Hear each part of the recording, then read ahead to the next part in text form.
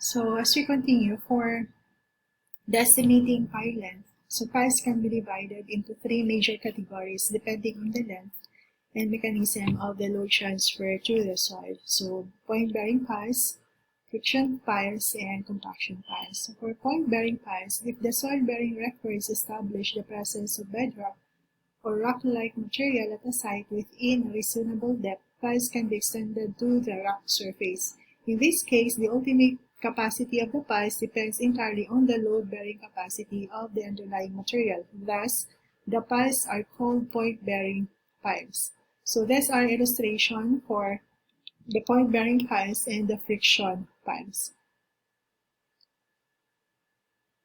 So piles with pedestal can be constructed on the bed of the hard stratum, and the ultimate pile load can be expressed as ultimate pile load is equal to Q sub P plus Q sub S. We have to take note that our Q sub P is the load carried at the pile point, and Q sub S is the load carried by skin friction developed at the side of the pile, caused by shearing resistance between the soil and the pile.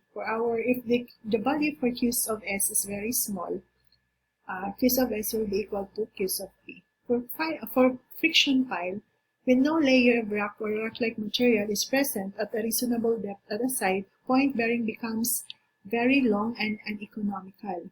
In this type of subsoil, piles are driven through the softer materials to specified depth.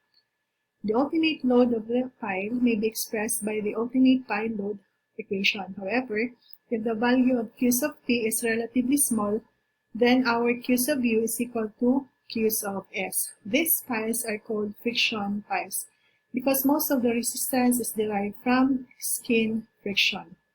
So for this illustration, this is you have the ultimate load, you have the point bearing load, and of course you have your friction. This is our friction. Skin friction rather. So for compaction piles, under certain circumstances, piles are driven in granular soil to achieve proper compaction of soil close to the ground surface. These piles are called compaction pile. The length of the compaction piles depend on the factors such as the relative density of the soil before compaction, the desired relative density of the soil after compaction, and the required depth of compaction.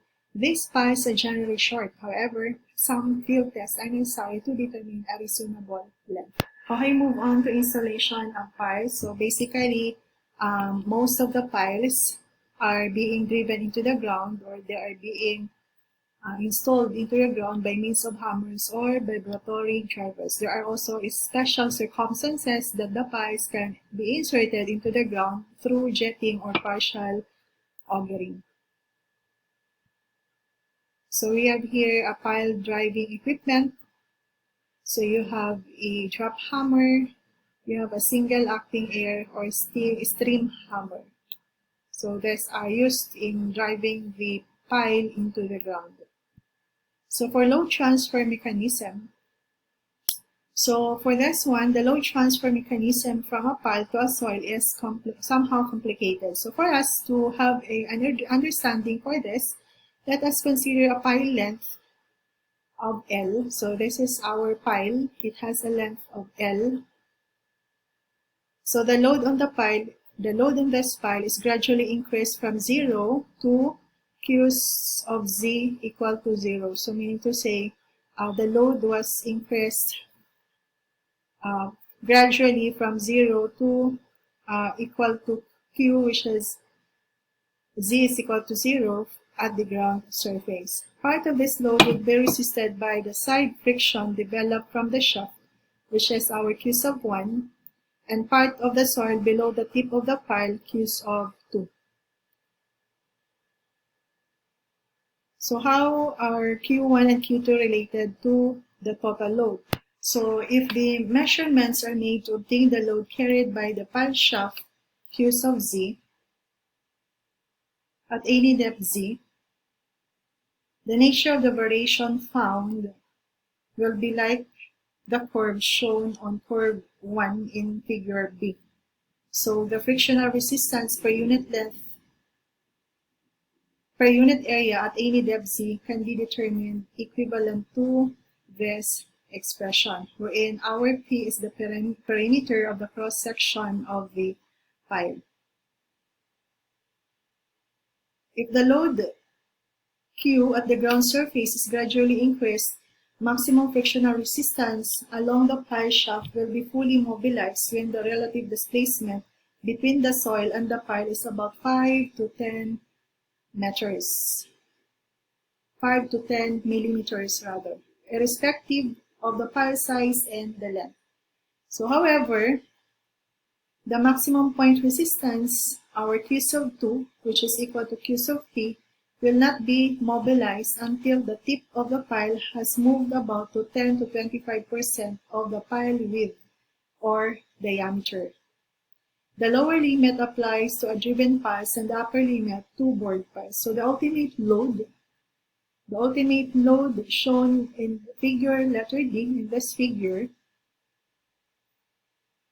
and our Q's of Z will be equal to Q's of U.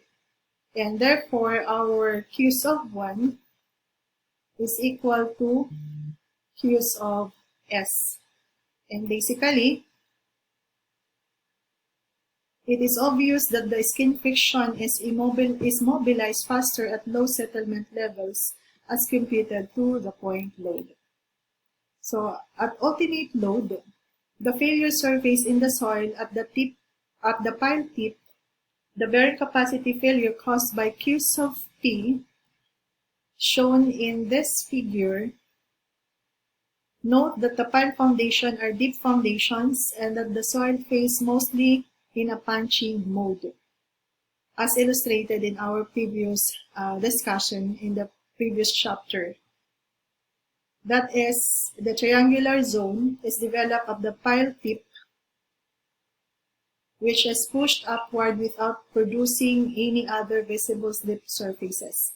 So, in dense sand and stiff clay soil, a radial shear zone may partially be developed. Hence, the low displacement curve of piles will resemble as shown in this figure. So this is our the failure zone, which is basically a punching mode for our pile foundation. So we move on to equations for estimating pile capacity.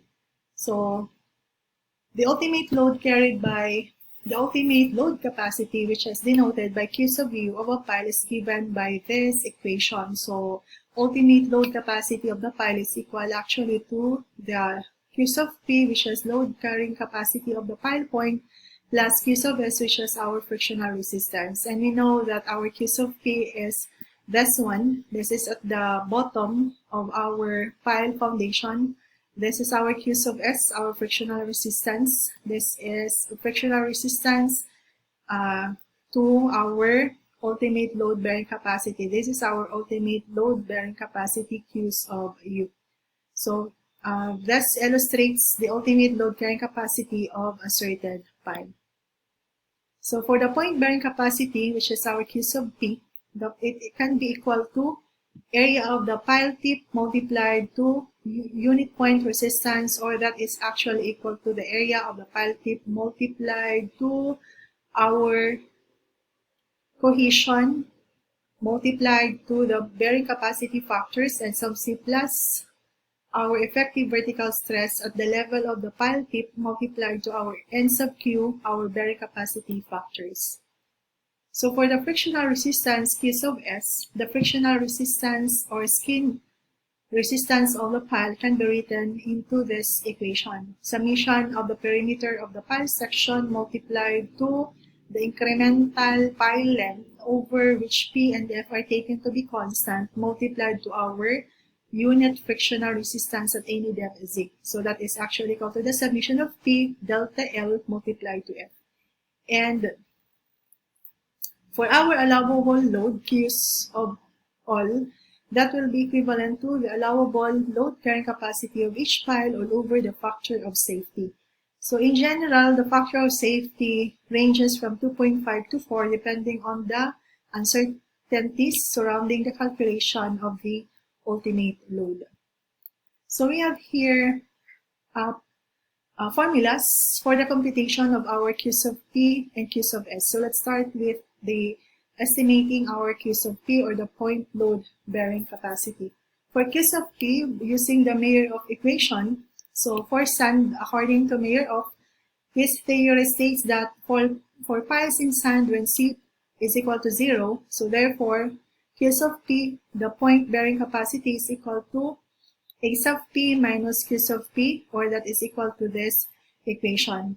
And this one should not exceed the limiting value of A sub P times Q sub T. And Q sub T, which is our limiting point resistance, is equal to 0.5 multiplied to the atmospheric pressure times N sub Q bearing capacity factor times tangent of the friction angle. So this one is an illustration for the variation of the maximum values of N sub Q. Just have N sub Q after with the soil friction angle phi prime.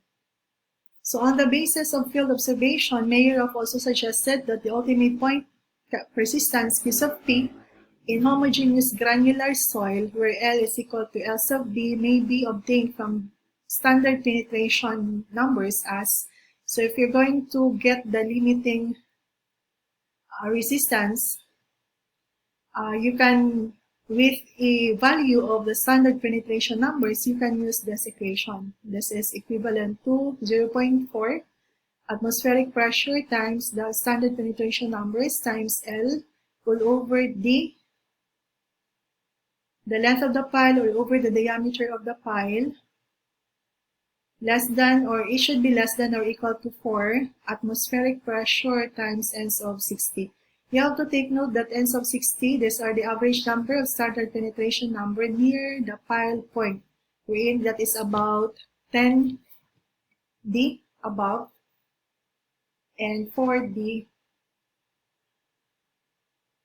below the pile point. So we have here a table showing to us the ultimate point resistance Q sub P of this pile at the certain river. So we're given with the pile diameter, depth of embankment, and the ratio between L over D and our, you have now the ultimate point resistance Q sub P. So according to Mayer-Off, for clay, which is Phi is equal to 0, the Q sub P, the point bearing capacity, is approximately equal to N sub C asterisk times C sub U, which is our undrained condition of the soil below the tip of the pile, multiplied to A sub P. And this is also equal to 9 C sub U A sub P.